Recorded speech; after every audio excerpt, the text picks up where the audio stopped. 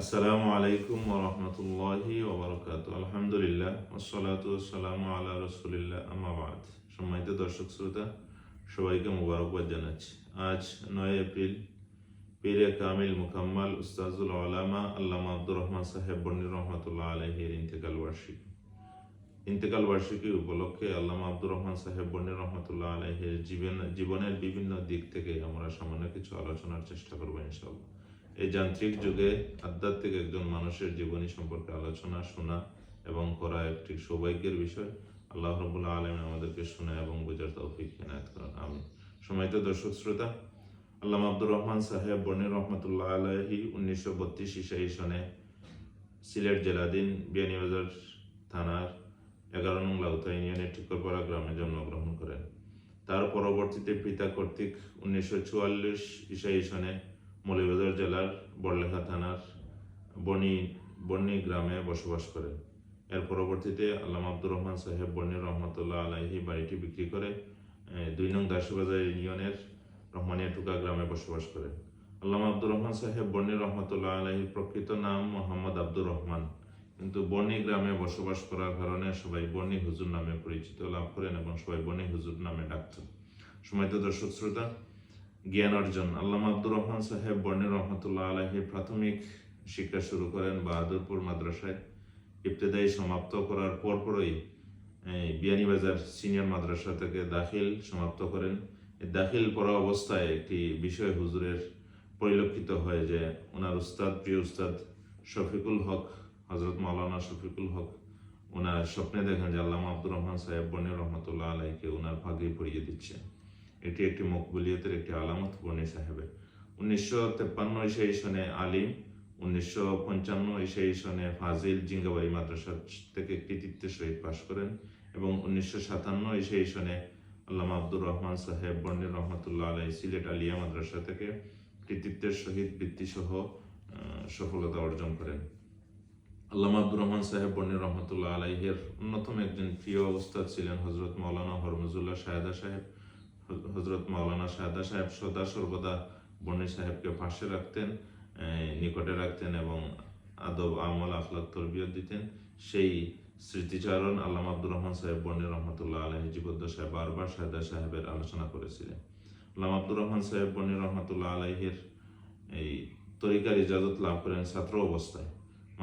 আমরা জানি যে ইলমে শরীয়তের সাথে সাথে ইলমে মারিফতের জ্ঞান অর্জন করা আবশ্যক। পীর মুর্শিদ আল্লামা সাহেব কিবলা ফুলতলি রহমতুল্লাহ আলাইহির কাছ থেকে মাত্র 21 বছর বয়সে ইজাজত লাভ করেন। আমরা একটি ঘটনা জানি যে আল্লামা আব্দুর রহমান সাহেব বন্নি রহমতুল্লাহ আলাইহি যে সময় এই গিলাসুরা মুমিনপাড়া চা বাগানে হিজবুল বাহারের চিশতিয়া চিল্লা দিতেছিলেন, শেষ পর্যায়ে বেহুশ হয়ে যান। সেই সময় পীর মুর্শিদ সাথে ছিলেন। একজন খাদিম এসে পীর মুর্শিদ আল্লামা সাহেবুল্লাহ ফুলতলি রহমতুল্লাহ আলাইহিকে বলল যে বন্নি সাহেব তো বেহুশ হয়ে গেছেন। আল্লামা পীর সাহেবুল্লাহ ফুলতলি রহমতুল্লাহ আলাইহি বলেন, যিনি বেহুশ করেছেন তিনি তো হুশ করবেন। এর পরবর্তীতে আল্লামা আব্দুর রহমান সাহেব বন্নি রহমতুল্লাহ আলাইহিকে পীর মুর্শিদ তরিকতের ইজাজত লাভ করেন এবং তরিকত চর্চা শুরু করেন। আল্লামা আব্দুর রহমান সাহেব বন্নি রহমতুল্লাহ আলাইহি 1957 ইসাই সন থেকেই এই কর্মজীবন শুরু করেন, শিক্ষকতা পেশায় নিয়োজিত হন। আল্লামা বন্নি সাহেব রহমতুল্লাহ আলাইহি রাখালগঞ্জ দারুল কুরআন মাদ্রাসায় শিক্ষকতা শুরু করেন এবং 1972 ইসাই সন হযরত পীর মুর্শিদ আল্লামা সাহেব কিবলা ফুলতলি রহমতুল্লাহ আলাইহির পীর মুর্শিদ ইয়াকুব বদরপুরি ইসালে সব আলালপুর ইসালে সব মাহফিলে চমকপ্রদ আলোচনা করছিলেন বন্নি সাহেব। সেই মজলিসে উপস্থিত ছিলেন চান্দগ্রামের বড় হাফিজ সাহেব নামে খ্যাত হযরত মাওলানা আব্দুল বারী সাহেব। উনি অনুরোধ করেন যে আল্লামা আব্দুর রহমান সাহেব বন্নি রহমতুল্লাহ আলাইহিকে চান্দগ্রাম মাদ্রাসায় আসার জন্য। পরবর্তীতে পীড়াপিড়িতে এবং একটি রিকোয়েস্টও করেন যে বড় হাফিজ সাহেব, যে আমি আপনার জন্য তাহাজ্জুদের নামাজ পড়ে দোয়া করবো, আপনি চলে আসেন, চান্দগ্রাম মাদ্রাসার জন্য আপনাকে প্রয়োজন। এর পরবর্তীতে আল্লামা আব্দুর রহমান সাহেব বন্নি রহমতুল্লাহ আলাইহি এই চান্দগ্রাম মাদ্রাসায় চলে আসেন। এখানে একটি বিষয় পরিলক্ষিত হয় যে আল্লামা বন্নি সাহেব রহমতুল্লাহ আলাইহি হুলুসিয়তের যে পরিপূর্ণ ছিলেন, যে আল্লামা বন্নি সাহেব রাখালগঞ্জ মাদ্রাসায় প্রিন্সিপাল হিসেবে ছিলেন আলিম মাদ্রাসায়, কিন্তু চান্দগ্রাম মাদ্রাসা ছিল ইবতেদায়ী। এই প্রিন্সিপালের পদ ছেড়ে ইবতেদায়ী মাদ্রাসায় চলে এসেছেন বর্তমান সময়ে, যেটি দুরূহ ব্যাপার বা এটি সাধ্যের অনেকের বিষয়ে এটা কুলাবে না। আল্লামা আব্দুর রহমান সাহেব বন্নি রহমতুল্লাহ আলাইহের এই খুলুসিয়তের কারণে এটি করেছিলেন।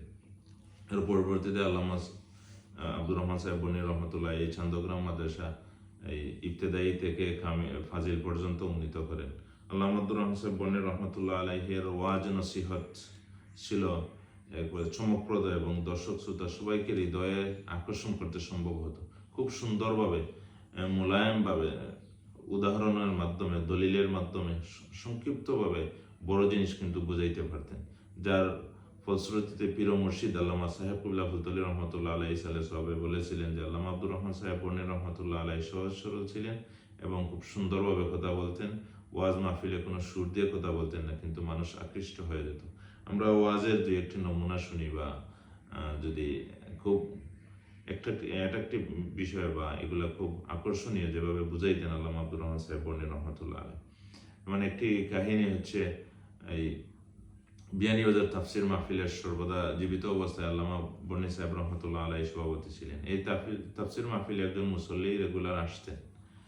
উনি ইন্তেকালের পরে ওনার ফ্যামিলির একজন লোক যেদিন তাফসির হয় একদিন বন্নি সাহেবের কাছে এসে দোয়া চাইলেন যে উনি তো ইন্তেকাল করেছে। আল্লামা আব্দুর রহমান সাহেব বন্নি রহমতুল্লাহ আলাই লোকের জন্য আফসোস করলেন, দোয়া করলেন এবং তাৎক্ষণিক এই একটি ওয়াজও করলেন, নসিহত করলেন যে দেখেন সময়ত দর্শক শ্রোতা, আপনারা যে জায়গায় আসছেন এই লোক মারা যাওয়ার কারণে উনি ভালো কাজের সাথে সম্পৃক্ত ছিলেন, আমরা দোয়া করতেছি। কিন্তু আবার তৎক্ষণাৎ এটিও বললেন যে হ্যাঁ, যদি এই লোকটা যদি মারা না যাইতো বা আমাদের এই সিলসিলা আমাদের এই বংশের যদি আমাদের পিতা দাদা এরকম যদি লোক মারা না যেত তাহলে তো আমরা এখন তো মৃত্যুর জন্য বা মৃত্যু হলে আমরা আফসোস করি, পরবর্তীতে কিন্তু মৃত্যু হওয়ার জন্য কিন্তু আল্লাহর কাছে দোয়া করতাম। পরক্ষণে সবাই প্রথমে কেঁদেছিল, পরে সবাই হেসে দিল। আল্লামা আব্দুর রহমান সাহেব বন্নি রহমতুল্লাহ আলাই এভাবেই ওয়াজের ময়দানে, বিশেষত ওনাকে শেষ রাতের কান্নার জাদুঘর বলা হতো, বিশেষত উনি শেষ সময়টাকে বেছে নিতেন এবং তাহাজ্জুদের নামাজ পড়ে কিয়ামুল লাইল করে দর্শক শ্রোতা সবাইকে নিয়ে ওয়াজ করতেন, নসিহত করতেন। আরেকটি বিষয় খুব আকর্ষণীয় বা আমাদের হৃদয়ে দোলা দেবে, আল্লামা আব্দুর রহমান সাহেব বন্নি রহমতুল্লাহ আলাইহি এই বাদেশ্বর এটি বাঘের একটি ঘটনা ওয়াজের ময়দানে খুব সুন্দরভাবে বলছেন যে একবার বাদেশ্বর গ্রামে বাঘ ঢুকেছিল। বাঘের ভয়ে সবাই এই যার যার অবস্থান থেকে দৌড়াইতেছিল। মারা তাদের বাচ্চা পরিবর্তে কুলবালিশ নিয়ে দৌড়াইতেছিল এবং দুজন বন্ধু, আল্লামা আব্দুর রহমান সাহেব বলছিলেন যে দুজন বন্ধু তারা দৌড়াই নিরাপদ স্থানে যাওয়ার পরে একজনে আরেকজনকে দিকে তাকিয়ে বললো যে বন্ধু তোমার লুঙ্গি কোথায়? উনি আবার ওনার দিকে তাকে বন্ধু তোমার তো লুঙ্গি কোথায়? এখন দেখে দুজনেরই লুঙ্গি নেই। এটা শুনে সবাই হাসলো। আসলে এটা একটা হাসার একটা তো বিষয়, যে লুঙ্গি নাই বা বাচ্চা রেখে কুলবালিশ নিয়ে দৌড়াইতেছে, এটা হাসার একটি বিষয়। কিন্তু পরক্ষণেই আল্লামা আব্দুর রহমান সাহেব বন্নি রহমতুল্লাহ আবার বললেন যে দেখেন, এই যদি একটি বাঘের বয়ে যদি আমাদের এই অবস্থা হয় তো কিয়ামতের দিনে আমাদের কি অবস্থা হবে। এরকম আল্লামা আব্দুর রহমান সাহেব বন্নি রহমতুল্লাহ আলাইহির ওয়াজের ময়দানে মানুষদেরকে বোঝাতেন, দিনের পথে নিয়ে আসতেন। খুব সহজে মানুষ আকর্ষিত হতো এবং দিনের পথে চলে আসতো।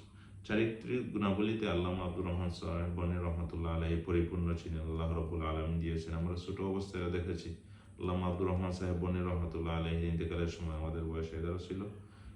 অবস্থায় দেখেছি আল্লামা বন্নি সাহেব রহমতুল্লাহ আলাইহির জ্ঞানের প্রতি গভীরতা, কিতাব চর্চা, বিশেষত ছোট ছোট সুন্নত না ছাড়া খাবারের সময় টুপি দিয়ে খাবার বা পোশাক পরিধানের সময় আমাদের ছোটবেলায় এগুলো শিখিয়েছিলেন। আমরা আল্লামা আব্দুর রহমান সাহেব বন্নি রহমতুল্লাহ আলাইহিকে এইভাবে পেয়ে আমরা ভাগ্যবান মনে করি। এবং আল্লামা আব্দুর রহমান সাহেব বন্নি রহমতুল্লাহ শুকরগুজার একজন মানুষ ছিলেন, মানদণ্ড ছিলেন। আল্লামা আব্দুর রহমান সাহেব বন্নি রহমতুল্লাহ আলাইহি একবার অসুস্থ হয়ে পড়েছিলেন, নাকের একটি ছিদ্র বন্ধ হয়ে গিয়েছিল।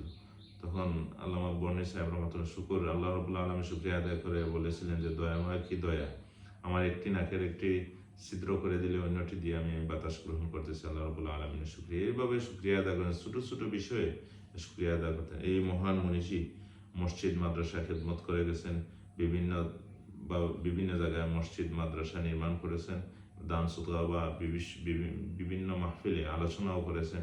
বিশেষত ওনার ইন্তেকালের পরে আমাদের এই বড়লেখা থানার ওই সময় মন্ত্রী ছিলেন অ্যাডভোকেট এবাদুর রহমান চৌধুরী, উনিও বলেছিলেন যে বর্ণি সাহেবের সাথে আমার যতদিন দেখা হয়েছে উনি সদা সর্বদা মসজিদ মাদ্রাসার কথা বলেছেন, কোনোদিন ব্যক্তিগত কোনো কিছুর জন্য আমাকে ছাড়নি বা বলেননি। এটি আল্লামা আব্দুর রহমান সাহেব বর্ণি রহমতুল্লাহ আলাইহির খুলুসিয়ত, এবং আল্লাহর মাহবুব বান্দারা সময়ে সময়ে দিনের এরকম দাওয়াত দিয়ে যান এবং ওনারা স্মরণীয় হয়ে থাকেন, বরণীয় হয়ে থাকেন। এই প্রিয় বান্দা আল্লামা আব্দুর রহমান সাহেব বর্ণি রহমতুল্লাহ আলাইহি 2002 সালের 9 এপ্রিল আজকের এই দিনে ইন্তেকাল করেন। আল্লাহ রাব্বুল আলামিন আল্লামা আব্দুর রহমান সাহেব বর্ণি রহমতুল্লাহ আলাইহির দরজাকে বহুত বহুত বুলন্দ করে দেন এবং ওনার রুহানি ফায়েজের জন্য আমরা ধন্য হয়ে সেই দোয়া করি। এবং আল্লামা আব্দুর রহমান সাহেব বর্ণি রহমতুল্লাহ আলাইহির এই জানাজাও পড়েছেন পীর মুর্শিদ আল্লামা সাহেব খুলাফতুল রহমতুল্লাহ আলাইহি। এবং সর্বশেষ যেটি বলতে চাই, আল্লামা বর্ণি সাহেব রহমতুল্লাহ আলাইহির একটি আশা ছিল যে মাদ্রাসার ওনার কবরের পাশে একটি মাদ্রাসা হবে এবং সর্বদা তিলাওয়াত শুনবেন। সেই ধারাবাহিকতা নিয়ে রহমানিয়া টুকা হাফিজিয়া দাখিল মাদ্রাসা প্রতিষ্ঠিত হয়ে 1992 সেই সন থেকে আজ অবধি চলছে। দিন দিন রহমানিয়া গুলবাগের পরিধি বৃদ্ধি পাচ্ছে। মাদ্রাসার পাশাপাশি বোর্ডিং এবং এতিমখানা আছে। আমি দর্শক শ্রোতা সবাইকে অনুরোধ করবো আপনারা এই জায়গায় আসবেন, বর্ণি সাহেবের জিয়ারত করবেন এবং এই বোর্ডিং মাদ্রাসা এতিমখানায় সাহায্য সহযোগিতা করবেন। আল্লাহ রাব্বুল আলামিন সবাইকে কবুল করুন। আসসালামু আলাইকুম ওয়া রাহমাতুল্লাহ।